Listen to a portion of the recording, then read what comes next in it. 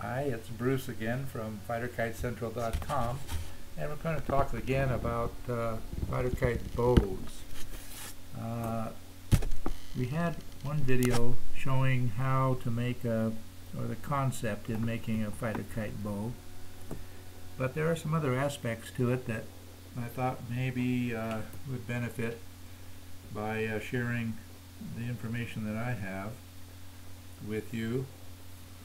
I have here a bow that I made.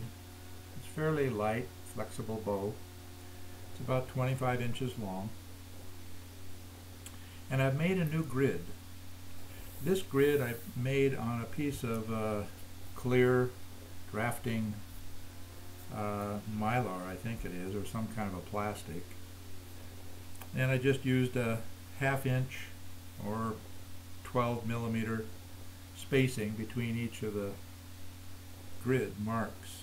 This gives me a little bit more resolution, I guess you would say, in defining the shape and the general tension on the right versus the left side of the bow. Now this is the skin side. I've marked the center of the bow.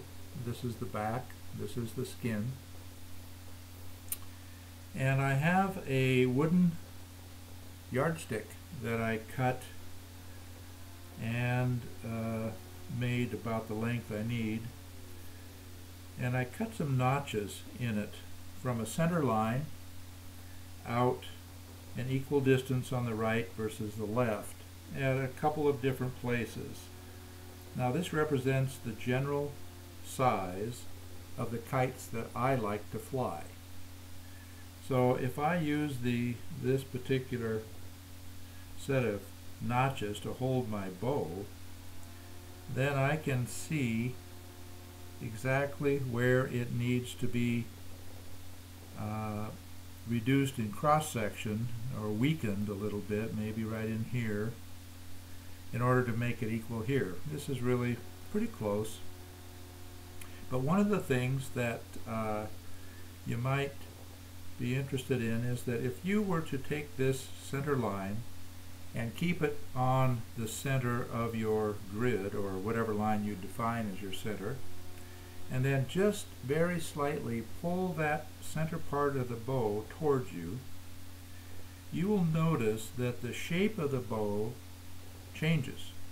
It pushes the curve out as the top flattens.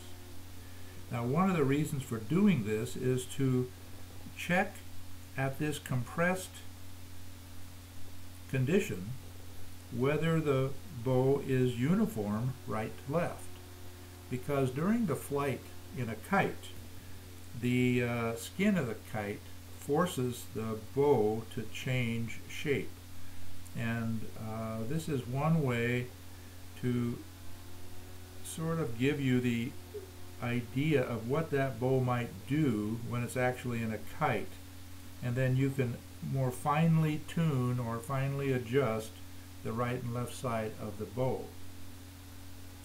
Now there's another thing that is interesting, and that is this bow is fairly flexible and light. I would fly a kite made with this bow in very light winds, maybe 5 miles per hour or something close. But if I only had this bow, and I'd already made it this kind of flexibility, how would I be able to make it usable for a kite that I want to fly in stronger winds? Well, the easiest way I know, since you can't add bamboo to it to strengthen it, is to shorten it. I'm just going to cut a 1/4 inch off of each end. That's a total of a 1/2 inch, or roughly 12 millimeters total.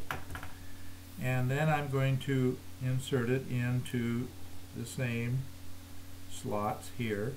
Now it'll, as you can see, just by changing it that small amount, it is no longer centered, because the tension on one side is quite a bit more obviously stronger than on the other.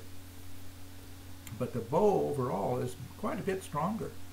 so it will fly in a little bit stronger winds. And if I want it to be stronger yet, or to fly in stronger winds yet, I would simply cut another 1/4 inch off of each end and continue to try it and adjust it. The other thing is to shorten the bow and shorten the width of the wing tips of the kite, which means that you're bending the bow a little more severely, having a smaller surface area in the kite. And the combination of the smaller surface area and the strong winds and the stronger bow will produce a kite that will fly well but won't pull real hard like a larger kite would in stronger winds. If you want a kite to pull hard, like if you're flying with lots of manja on your kite, which I don't fly with manja, I fly line touch, so my kites, I don't want to have a strong pull. If you're flying with manja, you might prefer that, and to carry the extra line. And so you would just shave off either using a knife, or this is a block plane that I use, and I use a smaller block plane.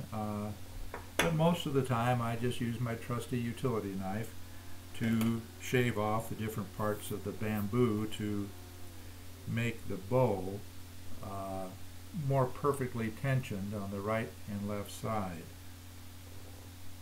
So I hope that these other additional tips might be a benefit for you in producing your own fighter kite bows out of bamboo, and best of luck to you.